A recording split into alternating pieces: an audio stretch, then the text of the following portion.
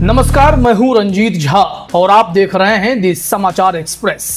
एक महिला जज ने देश भर की जुडिशरी में हड़कंप मचा दिया है। CJI B R. गवई और एमपी हाई कोर्ट के चीफ जस्टिस की नींद उड़ गई है। दरअसल उस महिला जज ने इस्तीफा सौंप दिया है। इस्तीफा सौंपना बड़ी बात कैसे हो गई? जुडिशरी में हड़कंप कैसे मच गया? जरा ठहरिए, यह रिपोर्ट आपको सोचने पर मजबूर कर देगी। क्या जुडिशरी भी सुरक्षित है या नहीं है? आप अपने स्क्रीन पर 3 पन्नों का वह पत्र देखिए जिसे उस महिला जज ने chief justice MP high court को लिखा है। और इसमें ऐसी बातें कही गई हैं, उनका ऐसा दर्द छलका है जिसके बाद जुडिशरी पर सवाल उठने तय हैं। महिला जज का नाम है अदिति शर्मा। उन्होंने वरिष्ठ सहयोगी पर गंभीर आरोप लगाए थे और फिर उसी आरोपित जज का कॉलेजियम की मेहरबानी से प्रमोशन हो गया। वो हाई कोर्ट में जज बन गए, लिहाजा गुस्सा फूटना तय था। आखिर उस महिला जज के साथ उन्होंने क्या किया था, यह भी जानना बहुत जरूरी है। आपको जानकर हैरानी होगी कि महिला जज अदिति शर्मा को बर्खास्त तक कर दिया गया था, लेकिन सुप्रीम कोर्ट की बेंच ने उनकी बर्खास्तगी को रद्द करते हुए उन्हें फिर से बहाल किया था। लेकिन एक बार फिर से उन्होंने इस्तीफा देकर सबको चौंका दिया है। द वायर पर रिपोर्ट छपी है, द ट्रिब्यून पर रिपोर्ट छपी है, हिंदुस्तान टाइम्स पर रिपोर्ट छपी है। तो क्या कहा जा रहा है? देखिए, कहा जा रहा है कि मध्य प्रदेश के शहडोल जिले में कार्यरत महिला सिविल जज अदिति शर्मा, जिनकी बर्खास्तगी को इस साल की शुरुआत में सुप्रीम कोर्ट ने रद्द किया था, इसी साल के शुरुआत में उन्होंने एक सीनियर जिला जज राजेश कुमार गुप्ता की पदोन्नति के विरोध में अपनी सेवा से इस्तीफा दिया है। क्यों? कारण यह है, हिंदुस्तान टाइम्स की रिपोर्ट के मुताबिक जज अदिति शर्मा ने जज राजेश गुप्ता, जो हाई कोर्ट में प्रमोट हो गए, उन पर उत्पीड़न का आरोप लगाया था। इसके साथ ही अधिकार का दुरुपयोग और संस्थागत प्रतिशोध का आरोप भी लगाया था। अब ऐसे में इसी जज का जब प्रमोशन होगा तो पीड़ा तो होगी। फिर कॉलेजियम की मेहरबानी की जो खबरें छपती हैं, किस जज पर कितनी मेहरबानी होगी, आपके कैसे संबंध हैं, इन सब पर डिपेंड करने लगता है। तो यहाँ एक सवाल खड़ा हो गया है।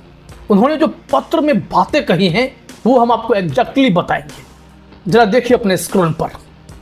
पत्र में एमपी हाई कोर्ट के चीफ जस्टिस को संबोधित करते हुए जज अदिति शर्मा ने कड़े शब्दों वाले अपने त्यागपत्र में कहा कि वह इसलिए अपना पद नहीं छोड़ रही हैं कि उनका न्याय में विश्वास खत्म हो गया है, बल्कि इसलिए इस्तीफा दे रही हैं कि न्याय ने उसी संस्थान के भीतर अपना रास्ता खो दिया है जिसने इसकी रक्षा करने की शपथ ली थी। क्या यह छोटी पंक्ति है? इनका दर्द आप समझ रहे होंगे। आगे वो अपने पत्र में कहती हैं, मैं इस संस्था को बिना किसी पदक, बिना किसी उत्सव और बिना किसी कड़वाहट के छोड़ रही हूं, सिर्फ इस कड़वे सच के साथ कि न्यायपालिका ने मुझे निराश किया, लेकिन इससे भी बदतर यह खुद ही विफल भी रही। यह इस्तीफा पत्र कोई अंतिम निर्णय नहीं है, यह विरोध का एक बयान है। इसे अपने अभिलेखागार में एक याद के रूप में रहने दीजिए चीफ जस्टिस महोदय, ताकि लोग कह सकें कि मध्य प्रदेश में कभी एक महिला न्यायाधीश थी जिन्होंने न्याय के लिए अपना सर्वस्व समर्पित कर दिया था और उस व्यवस्था ने उन्हें तोड़ दिया जिसने इसका सबसे जोरदार प्रचार किया था।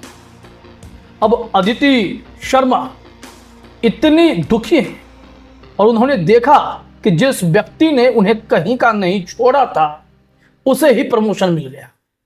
और जुडिशरी की ऐसी हालत नई नहीं है। अभी हाल ही में आपने हरियाणा का एक केस सुना होगा।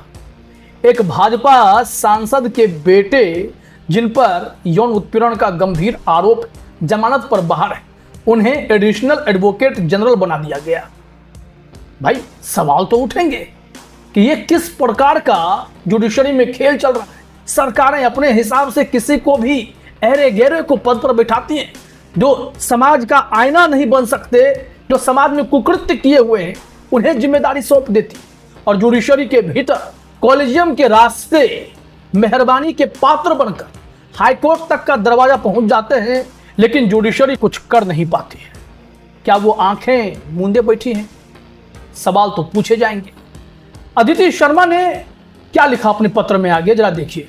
गुप्ता की पदोन्नति को न्याय शब्द के साथ एक क्रूर मजाक बताते हुए शर्मा ने कहा, यह कदम न्यायपालिका की अपनी बेटियों की सुरक्षा करने में विफलता को दर्शाता है और महिला अधिकारियों को संकेत देता है कि सच्चाई चुप्पी से कहीं अधिक भारी कीमत पर मिलती है। शर्मा ने अपने पत्र में लिखा, मैं न्यायिक सेवा से इस्तीफा दे रही हूं, इसलिए नहीं कि मैंने संस्थान को विफल किया, बल्कि इसलिए कि संस्थान ने मुझे विफल कर दिया है। अब सोचिए कि क्या हो रहा है।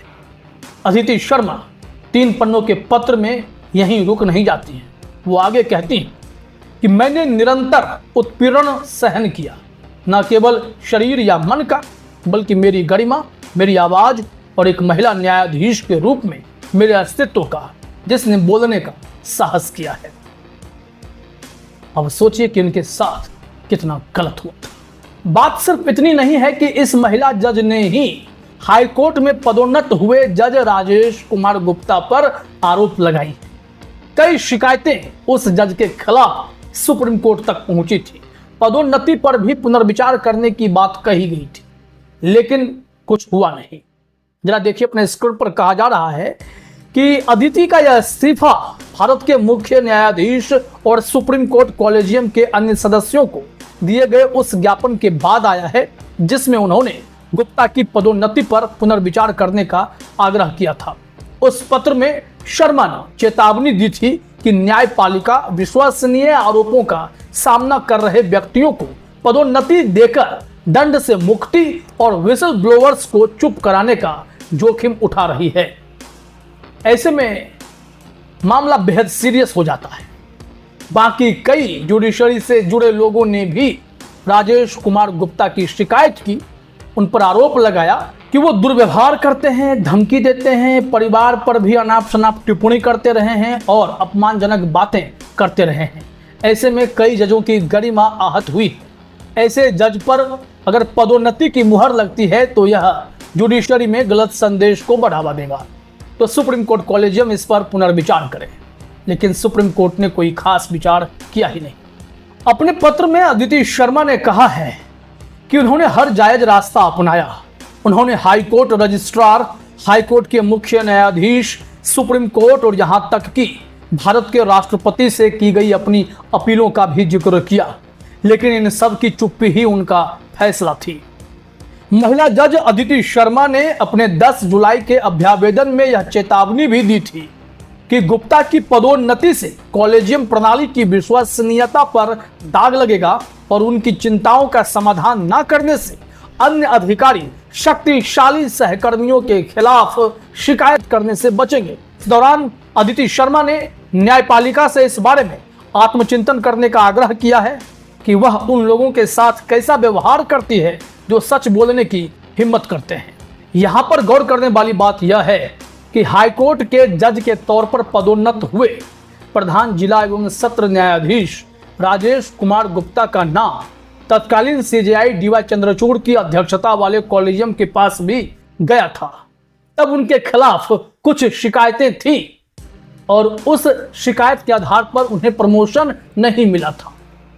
लेकिन जब चंद्रचूड़ साहब ने कहा मध्य प्रदेश हाईकोर्ट के चीफ जस्टिस से कि जरा आप इस मसले की जांच कर लीजिए क्या है, तो तुरंत उस जज गुप्ता को क्लीन चिट दे दी गई।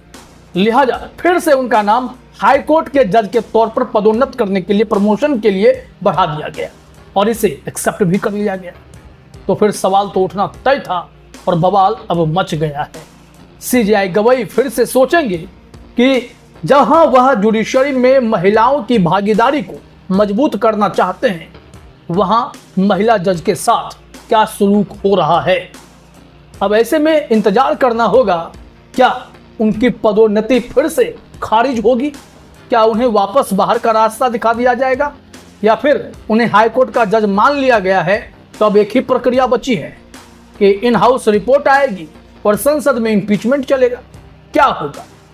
तमाम ऐसे सवाल अब अनसुलझे पड़े हुए हैं। तो इंतजार कीजिए कि जुडिशरी अब अपने आप को पाक साफ कैसे दिखाती है। फिलहाल इस वीडियो में इतना ही। आप तमाम साथियों का हमसे जुड़ने के लिए बहुत बहुत धन्यवाद, शुक्रिया।